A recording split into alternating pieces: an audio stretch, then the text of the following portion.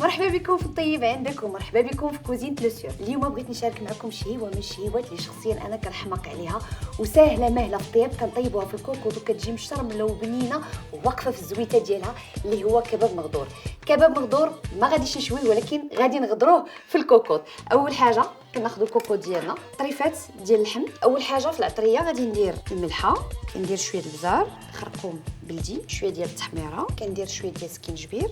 هنا عندي الكمون ما غاديش نديرو دابا حتى يطيب ليا كباب مغدور. قزبر ومعدنوس، ثومه محكوكه، البصله مشلضه، وبطبيعه الحال غادي ندير زيت لوسيور ونحرك مباشره. غنحطهم فوق البوطه، نحطوها كتقلى مزيان مزيان، كنمرقوا بالماء الكافي صافي. وغادي نسد الكوكو ديالي وغادي نخليها حتى طيب وندوزو نشوفوا الشكل النهائي. وهذا هو الشكل النهائي ديال الكباب مغدور اللي شاركت معكم اليوم. كيجي زوين بزاف ومشرمل ومدغمر واقف الزويته ديالو. كنتمنى ان شاء الله انكم تجربوا هاد لاغوسيت هادي باش حتى نتوما توليو تعطيو لكل قيمه قيمه. لوسيور، باش كل قيمة نعطيوها قيمة.